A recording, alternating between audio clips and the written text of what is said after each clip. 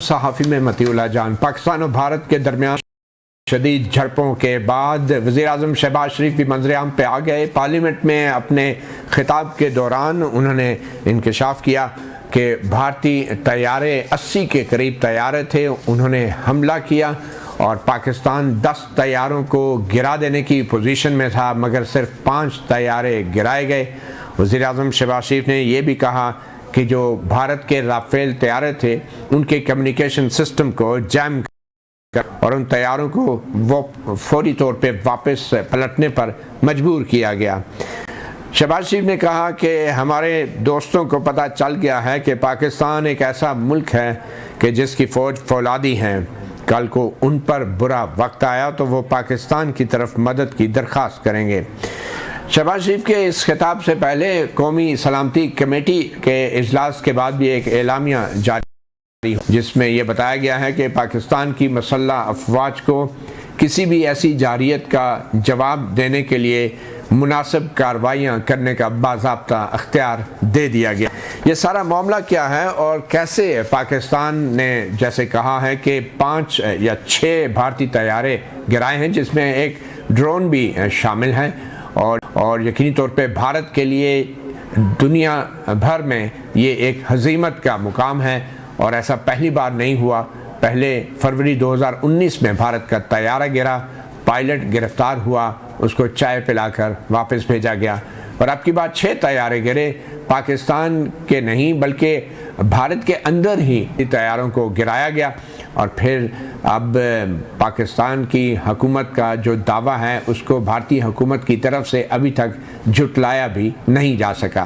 तो आखिर इस सब से क्या हासिल हुआ और भारत के जो मिसाइल के हमले थे, क्या पाकिस्तान अभी भी मिसाइल हमलों का जवाब देने का हक महफूज रखता है या तैयार है ऐसा कार्रवाई जानने के लिए आज हमारे साथ इस्लामाबाद में हमें ज्वाइन किया है, लाइव हमें वीडियो लिंक पे ज्वाइन किया है ज़फ़र हिलाली, एम्बेसडर साबिक़ सफ़ीर पाकिस्तान, जो कि यमन, नाइजीरिया और इटली में पाकिस्तान के लिए बतौर सफ़ीर खिदमत अंजाम देते रहे हैं। उनके साथ हमें ज्वाइन किए हैं मेजर जनरल रिटायर्ड मोहम्मद समरे सालिक, जो कि PhD हैं स्ट्रेटेजिक सिक्योरिटी मैनेजमेंट CPAC के मौजू पर उन्होंने PhD की है। अक़वाम मुत्तहिदा में मिलिट्री ऑब्ज़र्वर भी रहे हैं। नेशनल डिफेंस यूनिवर्सिटी इस्लामाबाद के institute of strategic and studies and research analysis ISRA के डायरेक्टर जनरल भी रहे हैं और उन्होंने एक किताब भी लिखी है, fighting shadows post war on terror Pakistan. तो बहुत शुक्रिया आप दोनों मेहमानों का। सबसे पहले तो मेजर जनरल रिटायर्ड मोहम्मद समरे सालिक साहब, मैं आपकी तरफ ही आना चाहूँगा। ये बज़ाहिर तो एक बहुत बड़ी एक मिलिट्री विक्ट्री इसे कह रहे हैं जो पाकिस्तान को मिली है।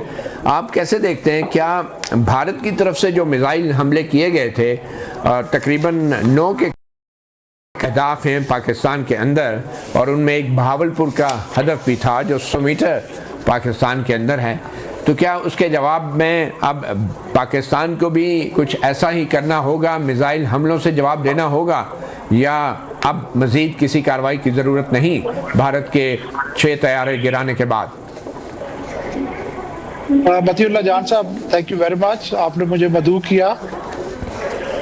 देखें, इंडिया का पर्टिकुलरली और बिलखसूस ये जो है बीजेपी गवर्नमेंट का एक वतीरा रहा है कि हर कुछ अरसे बाद वो एक गेम प्लान सेटअप करते हैं जिसपे कि एक फॉल्स फ्लैग ऑपरेशन करते हैं और अपने कुछ प्रेशर डाल के पाकिस्तान पे कुछ ऑब्जेक्टिव्स अचीव करने की कोशिश करते हैं।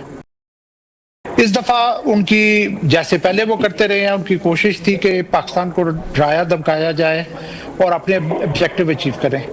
विजिबली जो नजर आ रहा है कि एक तो उन्होंने पॉलिटिकल से एडवांटेजेस लेने की कोशिश की है क्योंकि उनके बिहार में,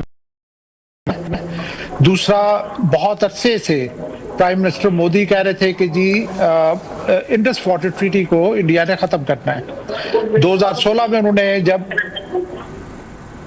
हेलो जी प्लीज जारी रखें आप। 2016 में जब उरी इंसिडेंट हुआ तो उन्होंने कहा था कि जी खून, ये इस तरह के अज़ाइम वो अपने पहले का इजहार कर चुके थे। इस पर्टिकुलर एपिसोड के बाद उन्होंने इंडस वाटर ट्रीटी को खत्म किया। अब जो उन्होंने एक बुज़दिलाना कार्रवाई की है और रात के अंधेरे में निहत्थे पाकिस्तानियों के ऊपर हमला किया है मिसाइल्स के थ्रू, और हमारी मस्जिदों को शहीद किया है, और बच्चे इससे शहीद हुए हैं। जनरल साहब, मेरा सवाल मैं दोहरा देता हूँ, ये बताएं कि क्या जो पाकिस्तान ने भारत के तैयारे गिराए हैं, तो क्या ये काफ़ी जवाब है, या अब पाकिस्तान को इससे भी थोड़ा आगे जाना होगा स्कोर्स को प्रॉपर्ली सेटल करने के लिए, क्योंकि भारत की तरफ से मिसाइल हमले किए गए हैं, बॉर्डर्स को पार अंदर काफ़ी डीप भी में भी हमला हुआ है, तो अब क्या पाकिस्तान का जवाब देना चाहिए या नहीं? देखिए, मैं इसी पे आ रहा था। दो उसने जो सीरियस वॉयलेशंस की हैं, एक तो जो उसने एयरफोर्स को यूज किया, वो तो हमने 5 तैयारे गिरा दिए, बहुत बड़ी एक कमेंडेबल अचीवमेंट है। दूसरा, उसने जो मिसाइल्स मारे और हमारे इंटरनेशनल बॉर्डर की सैंक्टिटी को वायलेट किया है, उसका जवाब अभी भी बाकी है। इसके अलावा आपने एलओसी के ऊपर उनके जो मिलिट्री इंस्टॉलेशंस थी उनको टारगेट किया, उनकी जो एयरफोर्स के बेसिस थे उनको टारगेट किया, लेकिन जो उसने इंटरनेशनल बॉर्डर की वॉयलेशन की है और जिस तरीके से हमारे शहरी इलाकों को टारगेट किया है, उसका जवाब अभी भी बाकी है। पाकिस्तान उसको रिस्पॉन्ड करने का हक रखता है और पाकिस्तान को रिस्पॉन्ड करना चाहिए। दूसरा, जो उसने बहुत ने हाइड्रो इलेक्ट्रिक जो पावर प्रोजेक्ट है उसको स्ट्राइक किया और उसके स्ट्रक्चर को डैमेज किया।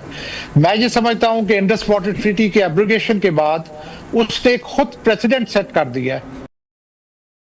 हम तो एग्रीव पार्टी है इंडस वाटर ट्रीटी के कॉन्टेक्स्ट में, तो उसने कर दिया है कि पाकिस्तान भी उसके जो डैम्स और हाइड्रो इलेक्ट्रिक स्ट्रक्चर्स हैं उनको टारगेट कर सकता है। हमें अभी ज्वाइन किया है air vice marshal Ejaz Mahmood ने। बहुत शुक्रिया air vice marshal retired Ejaz Mahmood साहब, आपने सहाफ़ी प्रोग्राम को वक्त दिया। हम यही पाकिस्तान और भारत के दरमियान रात के होने वाली झड़पों के ऊपर ही बात कर रहे हैं, और सबसे अहम तरीन जो है वो पाकिस्तान और भारत की फ़िज़ाइया की टेक्नोलॉजी का जो मुकाबला था उस पर भी बात हो रही है। आप क्या कहेंगे कि भारत के जो गिराए गए हैं, तो इसमें पाकिस्तान के पास और भारत के पास ऐसी कौन सी टेक्नोलॉजी है जिसमें पाकिस्तान को बज़ाहिर एक बर्तरी नज़र आ रही है? देखिए जी, पाकिस्तान के पास टेक्नोलॉजी के एतबार से जो इस वक्त जहाज हैं वो भारत से कंपैटिबल है, या कुछ जहाज और कुछ एस्पेक्ट्स में, कुछ ऑपरेशनल फीचर्स में हमारे जहाज जो हैं उनको आउट परफॉर्म करते हैं, उनसे बेहतर हैं। लेकिन जब हम एप्पल टू एप्पल कंपैरिजन करते हैं किसी इक्विपमेंट का, तो उसमें अगर 20 या 25 ऑपरेशनल फीचर्स होते हैं तो लामहला किसी एक में या दो में किसी एक जहाज साइड को एडवांटेज होगा और बाकियों में दूसरे को होगा।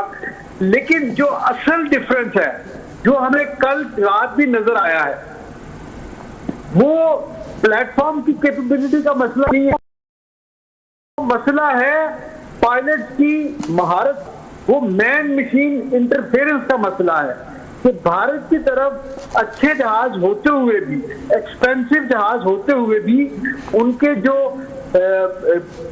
पायलट्स हैं वो अपनी उन मशीन्स के साथ उस तरह एक्सपीरियंस ही नहीं है कि उनको जंग में झोंका जाता। और ये मैं नहीं कह रहा, ये भारत के अपने जो डिफेंस हैं वो भी ये बात बर्मला कह रहे हैं कुछ दिनों से, और इवन उनके vice chief of air staff ने जब समझाने की कोशिश की तो उसको उन्होंने सैक कर दिया। जो जंगी जुनून जो है उसने, उन्होंने तो ये डिसाइड कर लिया था, उन्होंने ये फॉल्स फ्लैग ऑपरेशन किया ही इसलिए था कि उसकी आड़ में वो कोई कार्रवाई करना चाहते थे। ठीक। और जब उनके जो है सीनियर जो फौजी क़यादत है, उन्होंने उनको सेंस की बात बताई और उनको एक प्रोफेशनल ओपिनियन दिया, तो उनको उन्होंने सैक कर दिया। तो असल फर्क जो है ना वो ये है कि हमारे पायलट्स की ट्रेनिंग और उनकी अपने इक्विपमेंट के साथ महारत जो है वो बहुत शानदार है। और दूसरी बात ये कि हमारे जो यंगस्टर्स हैं ये हार्डन हैं, ये पिछले कई सालों से ये जंग की हालत में है।